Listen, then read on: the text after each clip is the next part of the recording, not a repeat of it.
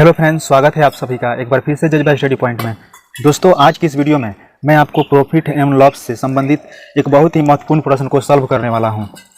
और आगे बढ़ने से पहले आपसे एक छोटा सा रिक्वेस्ट रहेगा, यदि मेरे चैनल पर आप पहली बार विजिट कर रहे हैं तो नीचे लाल कलर में सब्सक्राइब का बटन होगा, चैनल को जरूर सब्सक्राइब कर ले, साथ ही साथ घंटी का भी आइकन दबा ले ताकि आने वाले हर वीडियो का नोटिफिकेशन आपको समय पर मिलता रहे। और साथ ही साथ मैं एक चीज़ और आपको बता दूं कि यदि आप मैथ रीजनिंग की तैयारी कर रहे हैं, कोई जनरल कंपटीशन की तैयारी कर रहे हैं और आपको मैथ या रीजनिंग के किसी टॉपिक में कोई क्वेश्चन में कोई डाउट है तो आप हमें कमेंट करके ईमेल के माध्यम से क्वेश्चन अपना पूछकर डाउट क्लियर कर सकते हैं। तो चलिए आज के वीडियो की शुरुआत करते हैं। तो जैसा कि क्वेश्चन आपकी स्क्रीन पर दिख रहा होगा, क्वेश्चन क्या कर रहा है कि ए ने एक कंप्यूटर सिस्टम 40,000 में खरीदा और उसे बी को 4% की हानि पर बेच दिया। यदि बी ने वह 40,320 रुपये में सी को बेच दिया तो बी का लाभ प्रतिशत कितना होगा, ये हमें ज्ञात करना है। बी का लाभ प्रतिशत ज्ञात करना है। क्वेश्चन में क्या दिया गया है कि ए का क्या दिया गया है, क्रयमूल्य दिया गया है। मतलब ए ने खरीदा, कितना में खरीदा, 40,000 में खरीदा। तो खरीदने का मतलब क्या है, इस ए का क्रयमूल्य हो गया और यही क्या कर रहा है, 4% की हानि पर बेच रहा है। यानी ए का जो विक्रय मूल्य है वही बी का क्या होगा, क्रयमूल्य होगा, क्योंकि वो क्या कर रहा है, 4% की हानि पर वो खरीद रहा है और ए क्या कर रहा है, बेच रहा है। तो सबसे पहले मैं इस प्रकार के क्वेश्चन को बनाने के लिए आपका इसका सबसे महत्वपूर्ण जो चीज़ है वो मैं आपको बता दूं। देखिए, कभी भी विक्रय मूल्य आपको ज्ञात करना होगा। इन्हीं सूत्रों को अगर अपने दिमाग में अगर बैठा लेते हैं तो कोई प्रॉफिट लॉस का कोई भी क्वेश्चन आपसे बचेगा नहीं, जरूर बन जाएगा। देखिए, विक्रय मूल्य कभी भी ज्ञात करना होगा तो विक्रय मूल्य ज्ञात करने का सूत्र क्या होता है, ये सूत्र होता है, अगर लाभ प्रतिशत दिया रहेगा तो विक्रय मूल्य बराबर हो जाता है क्रयमूल्य जोड़ क्रयमूल्य, क्रयमूल्य जोड़ क्रयमूल्य का क्या हो जाता है, लाभ प्रतिशत। कभी भी आपको विक्रय मूल्य निकालना होगा तो, और विक्रय मूल्य अगर विक्रय मूल्य अगर लाभ दिया रहेगा तब ये होगा, अगर हानि दिया रहेगा तो सूत्र में करना क्या है, सिर्फ यहाँ पर क्रयमूल्य माइनस क्रयमूल्य कर लेना है। क्रयमूल्य माइनस क्रयमूल्य का क्या कर लेना है, हानि प्रतिशत। अगर हानि दिया रहेगा तो ऐसे करके आपको हल करना है। सबसे बड़ा कंसेप्ट है प्रॉफिट लॉस का, इसको जरूर अपने दिमाग में हल कर लीजिए, क्योंकि इसको अगर आप अपने दिमाग में रख लेते हैं तो प्रॉफिट लॉस से संबंधित कभी भी आपको विक्रय मूल्य या क्रयमूल्य निकालना हो तो आपको दूसरे सूत्र की आवश्यकता नहीं होगी, इसी सूत्र से आप आसानी से ज्ञात कर सकते हैं। ठीक है। और एक और चीज़ ध्यान रखेंगे, अगर मान के चलिए कि अगर 10% का हानि होता है, 10% हानि होता है तो इसका मतलब क्या होगा, 10% हानि का मतलब 90% का उसको क्या होगा, लाभ होगा। ठीक है। अगर 20% का लाभ होता है तो टोटल 100% होता है ना, तो 20 दिया गया तो 80% का क्या होगा, अगर लाभ होगा तो 80% की क्या होगा, हानि होगा। इस चीज़ को आपको ध्यान रखना है। ठीक है। आगे बढ़ते हैं क्वेश्चन की तरफ। देखिए, क्वेश्चन में कह रहा है कि ए ने इतना में खरीदा है, तो सबसे पहले समझ लीजिए ए का क्रयमूल्य क्या होगा। समझिए ध्यान से, यहाँ पर हम लिखेंगे ए का क्रयमूल्य। ए का क्रयमूल्य कितना हो जाएगा, 40,000 रुपये हो जाएगा। ठीक है। तो ए क्या कर रहा है कि बी को बेच रहा है। ठीक है। तो यहाँ पर लिखेंगे ए का, इसका मतलब समझ लीजिए पहले, ए का विक्रय मूल्य, ए का विक्रय मूल्य क्या हो जाएगा, बराबर बी का क्रय मूल्य हो जाएगा, क्योंकि बी को बेच रहा है ना। तो हमें बी का क्रय मूल्य अगर निकालना है, चाहे ए का विक्रय मूल्य निकालना है, तो कैसे निकालेंगे, तो यहाँ पर लिखेंगे कितना, ए का विक्रय मूल्य। विक्रय मूल्य निकालने के लिए फिर वही सूत्र अभी जो बताए थे, ए का विक्रय मूल्य बराबर क्या हो जाएगा, क्रय मूल्य सूत्र होता है ना।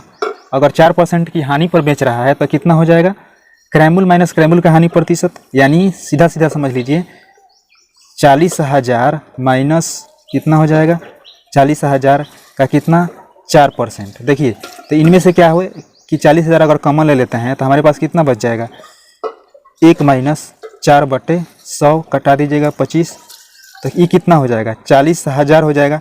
इसको अगर हल कीजिएगा 1 माइनस 1/25 को, तो ये कितना आ जाएगा, इसको हल कीजिएगा 1 माइनस 1/25 को, तो यहाँ पर निकल कर ये आ जाएगा। देखिए, 25 में से 1 तो 24/25 हो जाएगा ना, हल करेंगे तो। और इसको जब कटा दीजिएगा तो ये कटा कर आ रहा है कितना, 1600 आ जाएगा। और इसको जब गुना कर दीजिएगा तो 382/00 इतना रुपए आ रहा है। ठीक है।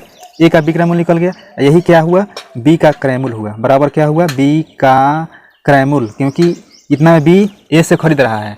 अब देखिए, अब क्वेश्चन में क्या कह रहा है, बी ने 4% में बेच दिया, फिर बी क्या कह रहा है कि बी ने वह 40,300 रुपये में सी को बेच दिया। तो देखिए, फिर यहाँ पर बी भी खरीद कर बेच रहा है ना, तो फिर नीचे लिखेंगे यहाँ पर इसी क्वेश्चन में बी का कितना लिख देंगे, बी का क्रयमूल्य तो मालूम चल गया कि 38,200 है।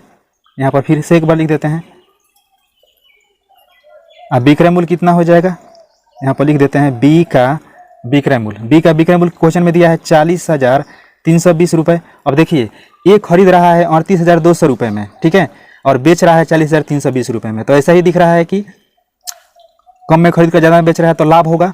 तो लाभ बराबर क्या हो जाता है, फॉर्मूला आपको याद होगा, लाभ बराबर विक्रय मूल्य माइनस क्रय मूल्य, यानी 40,320 माइनस कितना हो जाएगा, 38,220 हो जाएगा, 38,200 हो जाएगा। तो ये घटाने पर ये आ रहा है, ये घटाने पर 1920 आ रहा है, यानी 1,920 रुपये आ रहा है। अब लाभ परसेंट हमें निकालना है। यही क्या कर रहा है, विक्रय मूल्य, मतलब बी क्या कर रहा है, सी को बेच रहा है, तो वही विक्रय मूल्य हुआ। तो इसीलिए अब हम लिख लेते हैं लाभ परसेंट।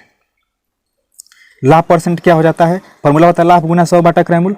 तो लाभ कितना हो रहा है, 1920 गुना 100 बटा क्रय मूल्य कितना है हमारे पास, 38,200 रुपये है। देखिए यहाँ पर क्या करते हैं कि 1 0 से 1 0 काट देते हैं, फिर 1 0 से 1 0, तो 192 दूना कितना हो जाता है, 192 दूना 384 हो जाता है, ध्यान दीजिएगा, और 2 पचे 10। एक बात ध्यान दीजिएगा, यहाँ पर थोड़ा गलती हो गया है।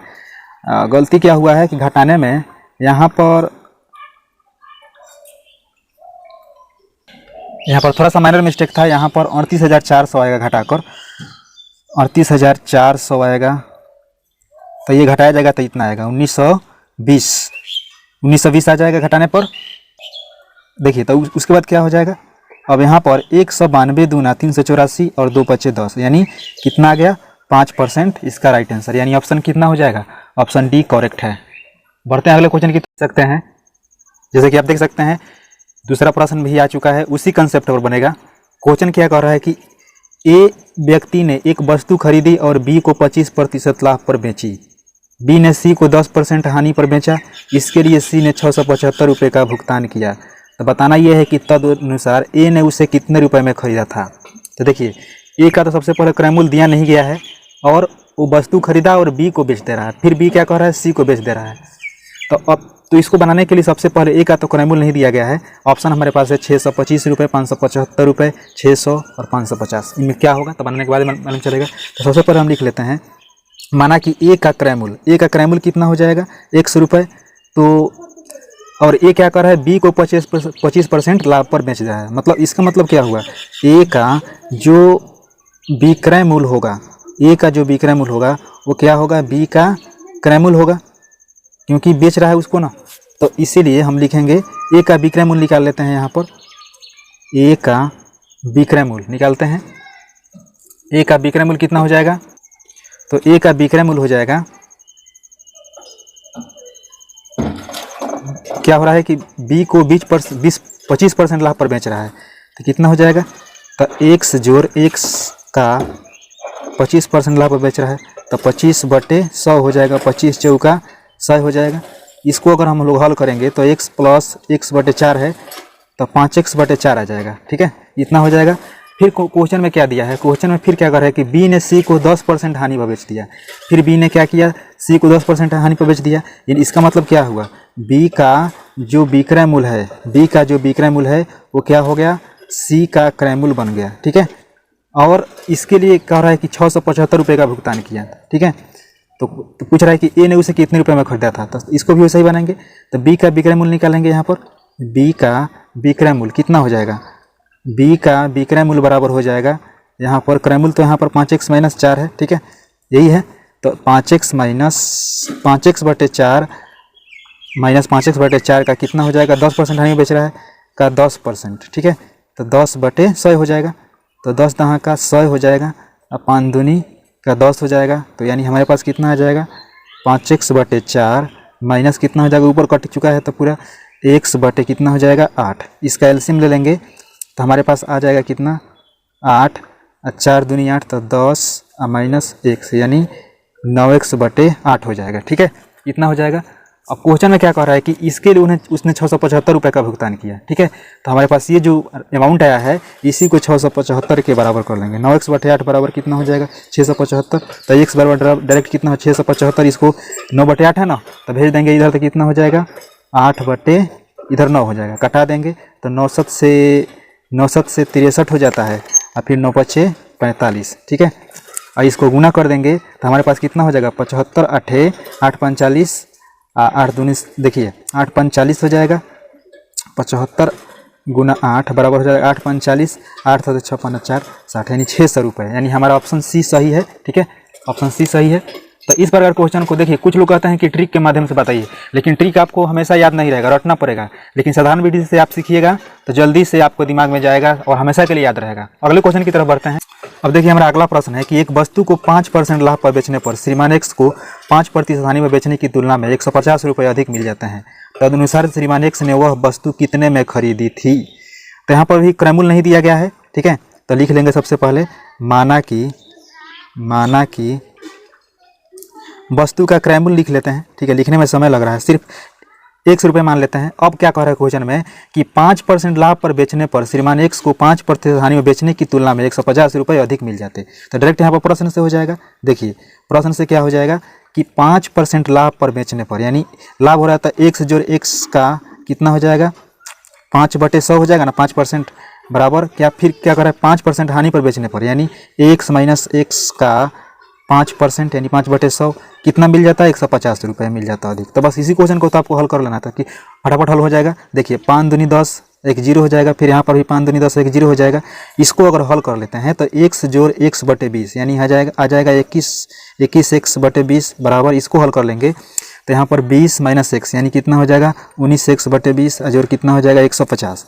इधर इसको इधर लाइएगा तो घटा दीजिएगा, 21 में से 19 घटेगा तो 2x/20 बराबर 150 हो जाएगा। तो x बराबर कितना हो जाएगा 150, 2/20 है तो इधर आएगा तो 20/2 हो जाएगा, कटा दीजिएगा तो 10, तो कितना हो जाएगा 150 दहाँ 1500 रुपये। ठीक है, यानी ऑप्शन हमारा बी करेक्ट है। अगले क्वेश्चन की तरफ बढ़ते हैं। और देखिए हमारे पास फिर से एक अगला क्वेश्चन आ चुका है कि एक कमीज को 15% और 17% लाभ पर बेचने से विक्रय मूल्य में 3 रुपये का अंतर है। तो कमीज का क्रय मूल्य क्या होगा। तो क्रय मूल्य तो दिया नहीं गया है, लेकिन फिर भी दिया गया है, बेचने का रेट दिया गया है 15% और 17% के लाभ पर बेचा जा रहा है। तो सबसे पहले क्रय मूल्य कितना हो जाएगा मान लेंगे। क्रय मूल्य, ये सब क्वेश्चन हम साधारण विधि से बता रहे हैं, और साधारण विधि से समझिएगा तो किसी भी क्वेश्चन को आप ऐसे बैठाकर हल कर सकते हैं। जबकि ट्रिक भी जरूरी है, लेकिन ट्रिक क्या है कि आपको रटना पड़ेगा, साधारण विधि हमेशा काम आता है। देखिए क्रय मूल्य हो जाएगा 100 रुपया मान लेते हैं।